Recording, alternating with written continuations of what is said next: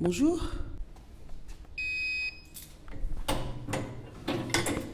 Bonjour. Bonjour. Bonjour. Bonjour. Bonjour.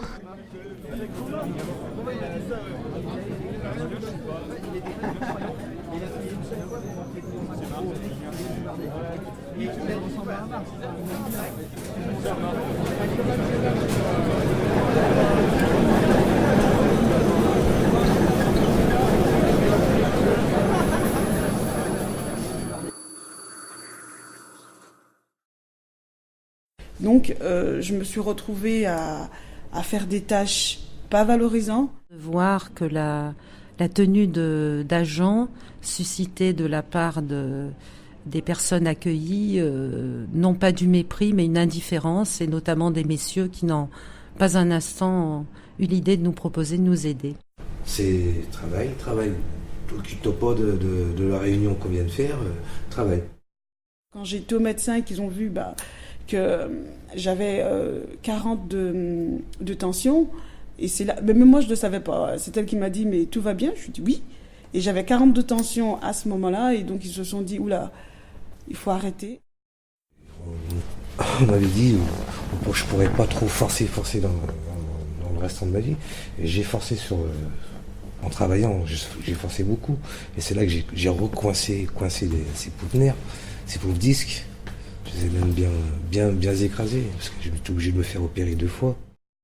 Les principaux problèmes de santé sont ce qu'on appelle les troubles musculo-squelettiques. C'est un ensemble de pathologies qui touchent les tendons, les muscles, les nerfs, toutes sortes d'affections qui sont à la fois très douloureux pour la personne qui les a, qui gênent le fonctionnement normal de l'articulation concernée. Cette profession est soumise à des risques psychosociaux forts. Puisqu'il y a du stress aussi dans ces métiers, la fatigue physique, du stress, les horaires ou très tôt et très tardifs qui sont problématiques.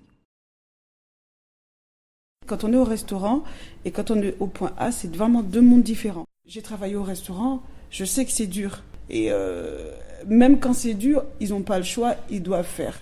L'objectif de faire évoluer les personnes était important pour moi à mon arrivée, puisque des personnes pouvaient dérouler toute une carrière sur un même poste, parfois difficile, avec malgré tout un centre de formation à disposition dans l'établissement. Donc j'ai simplement mis en œuvre le droit de tout fonctionnaire, à savoir l'accès à la formation. Même quand c'est dur, ils n'ont pas le choix, ils doivent faire. Tandis que ici, j'ai un rythme de travail qui dit que si j'ai pas fait, c'est pas grave, je peux faire demain, parce que c'est moins lourd. Je me bats avec les choses que je fais tout autour de moi pour ne pas retourner au restaurant. Pas parce que j'aime pas mes collègues de travail, mais le travail devient dur et le moral de mes collègues de travail devient un peu morose et c'est pas dans ma nature. Donc après, je me sens vite étouffée. Donc je me bats pour ne plus y retourner. L'année dernière, lors de ma première année de fonction, les agents ne me connaissant pas encore, avec la complicité d'un chef, je suis arrivée un matin à 6h, je me suis habillée en agent, tout en blanc, et je me suis infiltrée dans une équipe pour qui j'étais une stagiaire, et je me suis rendu compte d'abord de la pénibilité du transport de matériel rempli d'eau chaude qui était très très lourd pour des femmes à transporter, ce qui m'a conduit par la suite à modifier les conditionnements. Et j'arrivais à la fin de ma journée vers 14h et je me suis rendu compte qu'il était temps que je rentre chez moi me coucher parce que j'étais vraiment très fatiguée.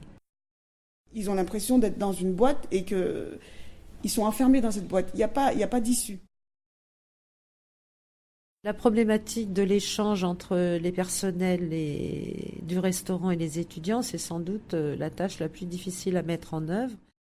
Peut-être que si les étudiants qui sont là arrivent et voient le personnel d'une autre manière, ça changerait déjà quelque chose. Mais si le personnel voit les étudiants aussi d'une autre manière, ce serait autre chose. Ce ne sont pas des gamins qui viennent déjeuner, mais des adultes qui font une pause à travers leur journée de formation et le respect doit être mutuel en quelque sorte. Je dis pas que ça peut changer le monde, mais ça peut, voilà, il peut avoir plus de sourire, plus de compréhension dont celui qui va arriver en retard et vont lui dire non, c'est fermé. Il y a un problème de communication d'abord. Les étudiants nous l'ont exprimé d'ailleurs, ne serait-ce que de pouvoir nommer les agents. On ne peut pas dire, ouais, c'est vrai, monsieur ou madame. C'est vrai que un prénom, ça passerait mieux. Au restaurant, ça passe très vite. Donc, on peut dire 3 mots à un étudiant, mais pas plus. Parce qu'il y a une queue extraordinaire et on n'a pas le temps d'engager des conversations ou d'avoir un suivi social avec un étudiant. Vous êtes étudiant, on est professionnel, mais on peut se tutoyer, il n'y a pas de souci. Il faut qu'on arrête ce « vous », parce que le « vous » met une barrière. Et quand je vous donne à manger tous les jours, arrête le « vous ». Donc, ils me disent « tu ». Et ils prennent du temps à me dire « tu », parce qu'ils sont en train de passer une barrière. Le tutoiement, on le sort avec d'un sourire, on va dire comme une politesse. Surtout dans ça, on est une grande famille. Bon, oui. Ce que j'aurais voulu qu'on donne à mes filles, c'est ce que je donne à ces enfants. On est là pour vous. On se lève le matin, c'est pour vous. Hein. Et je me battrai tout le temps pour que ça marche, pour que ça s'active. Que vous ayez un endroit où vous puissiez venir et que vous soyez content d'y venir. Ça me fait plaisir de vous voir arriver le matin avec un grand sourire. Le plaisir de vous avoir, c'est ça, le plaisir de vous avoir. On est là pour ça. On est là pour ça. On n'est pas là que pour vous servir. On est là pour vous rendre service. On est là pour le service. Je m'appelle Jean-Paul Caillot. Je travaille à l'INSA depuis 11 ans à peu près. Bon, alors je m'appelle Betty. Je travaille à l'INSA depuis 15 ans. Et pendant 14 ans, j'étais au restaurant. Et puis là, ça va faire 1 an ou 2 que je suis au bar du personnel.